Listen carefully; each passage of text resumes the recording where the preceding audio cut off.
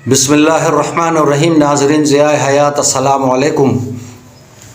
آج جو میں نے موضوع چنا ہے وہ حضرت صالح علیہ السلام کے کا معجزہ اور ان کے معجزے کا قتل جو ان کی قوم نے کیا اور اس کے نتیجے میں جو ان پر عذاب آیا، اس حوالے سے میں آپ کی خدمت میں عرض کروں گا، کیونکہ یہ واقعہ ہمارے لیے بھی نشان عبرت ہے اور ہمیں یہ واقعات قرآن، حدیث، فقہ، تفسیر، اس لیے اس میں یہ واقعات ہمیں بتائے گئے، ان کے ذریعے ہمارے علم میں لائے گئے ہیں تاکہ ہم وہ کام نہ کر سکیں، نہ وہ کام کریں جو کام ان لوگوں نے کیے تھے، سابقہ امتوں نے جو کام کیے۔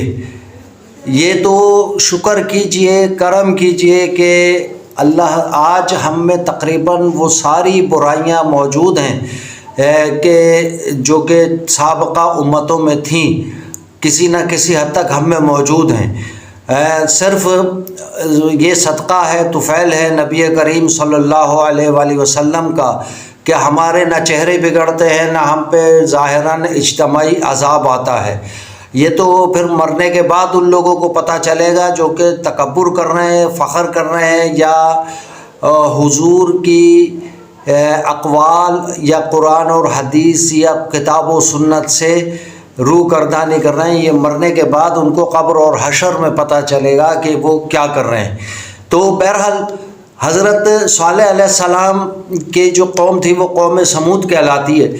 قوم سمود کی میں دو تین چیزیں یہ تھیں کہ ایک تو وہ حسن پرست تھی، دوسری ان میں ایک عادت یہ تھی کہ وہ بہت زیادہ تکبر کرتے تھے اور ان کو فخر تھا کہ ہم جو ہیں جو کچھ کرتے ہیں، یا ہم نے جو پہاڑوں کو کاٹ کر، اونچی اونچی چٹانوں کو کاٹ کر جو اپنے گھر بنائے ہیں، ان کے جیسا اور کوئی نہیں بنا سکتا، گویا تکبر کرتے تھے۔ تو اس تکبر کے نتیجے میں پھر حضرت صالح علیہ السلام کو اللہ نے مبعوث فرمایا اس قوم کو اور ان کو ہدایت کے لیے بھیجا۔ جب حضرت صالح علیہ السلام نے اس قوم کو کہا کہ بھائی تم یہ سب کام چھوڑ دو، شرک مت کرو، بت پرستی نہ کرو اور فخر بھی نہ کرو، اور اللہ کے رحم و کرم کو سامنے رکھو، لیکن انہوں نے کہا کہ اچھا اے اللہ کے نبی، اگر تم اپنے کام میں یا اپنے دعوے میں سچے ہو تو پھر ایسا کرو کہ کوئی معجزہ دکھاؤ۔ حضرت صالح علیہ السلام نے عرض کی، فرمایا کہ پوچھو، کہو کیا معجزہ دکھانا ہے۔ اس پر حضرت صالح علیہ السلام سے ان کی قوم سمود نے کہا کہ یہ جو اونچی پہاڑی کی چوٹی ہے، اس میں سے ایک ایسی اونٹنی پیدا کرو یا نکلے جو کہ گابن ہو۔ تو حضرت صالح علیہ السلام نے اللہ تبارک و تعالیٰ سے دعا فرمائی کہ یا اللہ تیری وحدانیت کا معاملہ ہے، میں اپنی قوم کو بچانا چاہتا ہوں۔ لہٰذا انہوں نے جب دعا کی تو اللہ تعالیٰ نے اس پہاڑ میں سے، پہاڑ کی چوٹی یا چٹان کہہ لیں، اس میں سے پہاڑ پھٹا اور ایک گابن 10 ماہ کی اونٹنی باہر آ گئی۔ لیکن اللہ تعالیٰ نے ایک شرط یہ رکھی تھی۔ وہ شرط کیا تھی؟ وہ شرط یہ تھی کہ اس ایک دن یہ اونٹنی صرف پانی پیے گی اور دوسرے دن تم لوگ پانی پینا۔ جس دن یہ پانی پیے گی اونٹنی، اس دن کوئی دوسرا پانی نہ پیے۔ کچھ دن تو یہ سلسلہ چلتا رہا، لیکن بالآخر وہ قوم سمود تھی، نافرمان قوم تھی، تنگ آ گئی۔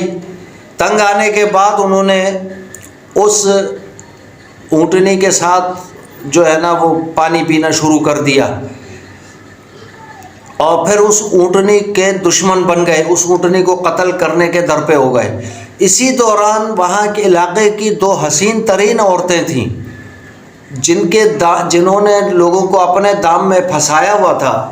اس دام میں ان کو لانے کے لیے، مزید ان کو برا کرنے کے لیے، ان کے ساتھ برائی کرنے کے لیے وہ افراد بھی ہر وقت تیار رہتے تھے۔ ان عورتوں نے کہا کہ اگر تم ہماری ایک شرط تسلیم کر لو تو پھر ہم تمہارے ہیں۔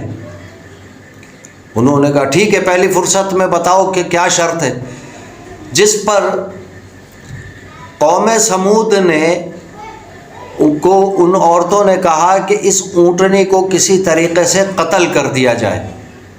تو اس علاقے کے دو افراد جو تھے بہت زیادہ نڈر اور طاقتور تھے، ایک کا نام تھا دزدہ اور ایک کا نام تھا قدار۔ تو ان دو افراد نے سازش کی۔ جب وہ اونٹنی جیسے ہی وہاں سے باہر نکلی، چٹان کے پیچھے یہ دونوں چھپ چکے تھے، جب وہ اونٹنی وہاں پر آئی، ان دونوں نے تیر کمان کے ذریعے اس اونٹنی کو قتل کر دیا۔ اب اس کا ایک چھوٹا بچہ تھا۔ جب اس نے اپنی ماں کا قتل دیکھا تو وہ پہاڑی پر چڑھا اور پہاڑی پہ چڑھ کے اس نے اللہ رب العزت سے دعا کی یا درخواست کی کہ یا اللہ میری ماں کہاں ہے۔ اس پر حضرت صالح علیہ السلام نے ان کو یہ کہا کہ اب تم ایسا کرو کہ تم نے نافرمانی چونکہ کر لی ہے اللہ کی، اور شاعر اسلام شاعر اللہ تھی، یہ اونٹنی اللہ کی نشانیوں میں سے ایک نشانی تھی، لہٰذا چونکہ تم نے اس کو قتل کر دیا، اب تم اللہ کے عذاب سے نہیں بچ سکو گے۔ 3 دن تک تم عیش کر لو، اس کے بعد پھر تم پر عذاب آئے گا۔ تو اس طرح جناب وہ 3 دن جب گزرے تو پہلے دن جو تھا ان کے گھر جو تھے وہ پیلے پڑ گئے، دوسرے دن ان کے جو چہرے تھے وہ سرخ ہو گئے، اور تیسرے دن وہ ان کے چہرے بالکل کالے سیاہ ہو گئے۔ اس کے بعد پھر آسمان سے ایک بہت عجیب کراہیت آمیز شدید ترین چیخ کی آواز، بھیانک قسم کی چیخ کی آواز آئی۔ یہ حضرت جبرائیل علیہ السلام کی چیخ تھی۔ یہ اللہ کے جو فرشتے ہیں، اولو العزم فرشتے ہیں، حضرت جبرائیل علیہ السلام، یہ ان کی چیخ تھی جس نے زمین اور پہاڑوں کو ہلا کر رکھ دیا۔ تب اللہ کا عذاب نازل ہوا اور کوئی بھی زندہ نہ بچ سکا۔ جبکہ آپ کی خدمت میں یہ عرض کرتا چلوں کہ اس وقت بھی کچھ لوگ عین موقع پہ پھر معافیاں مانگنے لگے کہ ہمیں اللہ سے معافی دلوا دیجئے، لیکن توبہ کا دروازہ بند ہو چکا تھا۔ لہٰذا حضرت صالح علیہ السلام نے کہا کہ اب توبہ کا دروازہ بند ہو چکا ہے، تم بھی اسی عذاب کا شکار ہو جاؤ گے اور ہو جاؤ۔ تو یہ سلسلہ اس طریقے سے تھا۔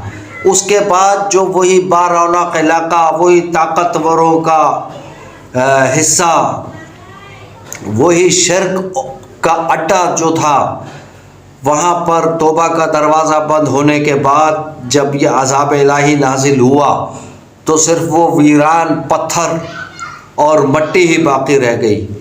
تو قوم سمود جو تھی اپنی نافرمانی، غرور اور گناہوں کی وجہ سے تاریخ کا ایک عبرتناک نشان بن گئی۔ تو ناظرین، ہمیں بھی چاہیے کہ ہم خود پر فخر نہ کریں، خود کے اوپر تکبر نہ کریں، اپنے بلڈنگوں، اپنی دولت کو ریاکاری کے لیے استعمال نہ کریں، بلکہ اگر اللہ تعالیٰ نے ہمیں جو کچھ دیا ہے اس پہ شکر ادا کریں، اور حضور اکرم صلی اللہ علیہ وآلہ وسلم کے بتائے ہوئے راستوں پر چلنے کی تو کوشش کریں۔ دعا کریں کہ اللہ تعالیٰ ہم سب کو عذاب الہی سے محفوظ رکھے، ہمیں نیک کام کرنے، نیک کام کروانے، نیک کام سننے کی توفیق عطا فرمائے، اور خود کے لیے اور دوسروں کے لیے بھی آسانی پیدا کرنے کی توفیق عطا فرمائے۔ اگر آپ کو آج کا میرا یہ ولاگ اچھا لگا ہو، یہ حضرت صالح علیہ السلام اور ان کی قوم کی یہ جو میں نے آپ کے سامنے واقعہ سنایا ہے، اگر یہ آپ کو اچھی لگی ہو تو میرے چینل ضیاء حیات کو زیادہ سے زیادہ سبسکرائب کریں، اور جتنا ممکن ہو سکے اپنے دوست عزیز اقربا میں شیئر بھی کریں، جبکہ لائک اور کمنٹ کرنا کسی صورت نہ بھولا کریں۔ جزاکم اللہ خیرا، والسلام علیکم ورحمۃ اللہ وبرکاتہ۔